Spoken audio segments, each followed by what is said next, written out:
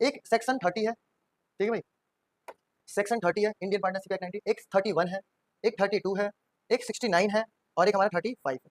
क्या कहता है ये 5 सेक्शंस, चलो समझते हैं। माइनर, समझते हो माइनर क्या होता है भाई? माइनर क्या होता है?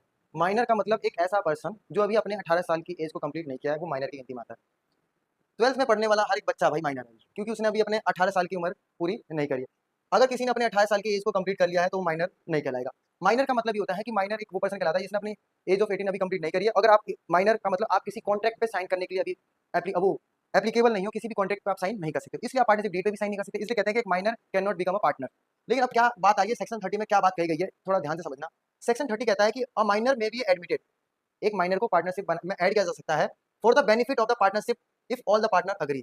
मतलब कहने का ये मतलब है भाई कि एक माइनर को हम पार्टनर बना सकते हैं, लेकिन बनाएंगे सिर्फ उसके बेनिफिट के लिए। मतलब बिजनेस में प्रॉफिट होगा तो उसे मिलेगा, लॉस होगा तो नहीं मिलेगा, सिर्फ बेनिफिट के लिए। और वो भी तब जब सारे पार्टनर हामी भरते हैं कि भाई हाँ ठीक है ऐड कर लो, कोई दिक्कत नहीं। तो सेक्शन नंबर 30 कहता है कि अगर सारे पार्टनर हामी भरते हैं ठीक है भाई ऐड कर लो, और सिर्फ बेनिफिट के लिए हम किसी माइनर को पार्टनर बना सकते हैं। ये सेक्शन नंबर 30 है।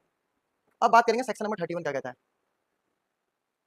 जैसे मान लो मुझे किसी बिजनेस में एक पार्टनर को ऐड करना है, ठीक है, और मेरे पास पार्टनरशिप डीड है, बट ये क्लोज मेंशन है कि मैं किसी को एडमिट करूं तो उसमें मेरा क्लोज इससे रिलेटेड नहीं है, या मेरे पास पार्टनरशिप डीड नहीं, तो मैं किसी पार्टनर को कैसे ऐड कर सकता हूं? तो अगर मेरे पास डीड नहीं है या डीड है उसमें क्लोज मेंशन नहीं है, तो मैं एक पार्टनर को एडमिट कर पाऊंगा तभी जब मेरे जो भी पार्टनर है वो सब कंसेंट हामी का भर दें। सब पार्टनर क्या है कि हाँ भाई हम पार्टनर को ऐड कर सकते हैं, तभी किसी पार्टनर को ऐड किया जा सकता है। अगर एक भी कोई पर्सन मना कर दे, एक भी पार्टनर मना कर दे कि हम इसको ऐड नहीं करें, तो हम उसको ऐड नहीं कर पाएंगे जब तक कि सबकी कंसेंट ना आ जाए। ये कैसा है सेक्शन नंबर 31।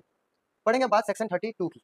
ये कहता है कि देखो कोई भी पार्टनर चाहे रिटायर हो सकता है, ठीक है, और with the consent of the all other partners. मतलब जैसे मान लो मैं पार्टनर हूँ किसी बिजनेस का और मुझे रिटायर होना है, तो मैं रिटायर हो सकता हूँ, कोई इसमें बड़ी बात नहीं है। मैं कंसेंट लूंगा भाई अपने जो भी मेरे एग्जिस्टिंग पार्टनर है और मैं जो ऐड उनसे मैं परमिशन लूंगा और सबकी कंसेंट लूंगा, और बिजनेस से मैं क्या कर सकता हूँ, रिटायर हो सकता हूँ। सेक्शन नंबर 69 क्या कहता है कि देखो अभी मैंने आपको बताया था कि अग्रीमेंट जो हो सकता है वो ओरल भी हो सकता है और रिटर्न भी हो सकता है। यही बात कहाँ मेंशन है, ये सेक्शन नंबर 69 में मेंशन है कि registration of the firm is optional and not compulsory. मतलब जरूरी नहीं है आप किसी बिजनेस पार्टनरशिप को रजिस्टर कराओगे तो ही पार्टनरशिप मानी जाएगी। भैया आपने नाम नहीं भी कराई तभी वो पार्टनरशिप मानी जाएगी। कौन कहता है? ये सेक्शन नंबर 69 कहता है कि आपका मन करे तो आप रजिस्टर करवा लो, नहीं तो कोई कंपलसरी नहीं है। और सेक्शन नंबर 35 ये कहता है unless otherwise agreed by the partner और पार्टनरशिप डीड और form dissolve on the death of the partner. कहता है अगर कहीं कोई बात मेंशन नहीं है, कुछ बात नहीं कही जा रही, तो अगर कोई बिजनेस का एक पार्टनर की डेथ होती है तो बिजनेस क्लोज किया जा सकता है। ये बात हमारे सेक्शन नंबर 35। तो 5 सेक्शन मैंने आपको बताए। 5 सेक्शन में मैंने आपको क्या पढ़ा एक बार रिवाइज करा दे रहा हूँ। एक माइनर पार्टनर बन सकता है with the consent of all partner, सिर्फ बेनिफिट के लिए, लॉस के लिए नहीं। सेक्शन नंबर 31 ये कहता है कि भाई किसी भी पार्टनर को एडमिट किया जा सकता है with the consent of all partner. जब तक सारे पार्टनर कंसेंट ना दे तब तक किसी भी पार्टनर को एडमिट नहीं किया जा सकता।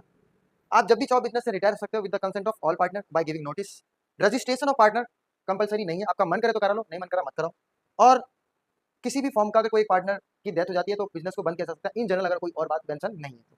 ये 5 सेक्शन मैंने आपको बताया। तो देखा जाए मैंने आपको सबसे पहले मीनिंग ऑफ पार्टनरशिप बताया, फीचर ऑफ पार्टनरशिप बताया, राइट्स ऑफ पार्टनरशिप बताया, ठीक है, पार्टनरशिप डीड क्या होती है ये बताया, उसका कंटेंट क्या होता है, और उसके बाद मैंने आपको ये बताया कि अगर मेरे पास पार्टनरशिप डीड प्रेजेंट नहीं होगा तो क्या क्या रूल्स एप्लीकेबल होंगे, और उसके बाद हमने ये पढ़ा कुछ इंपॉर्टेंट सेक्शन।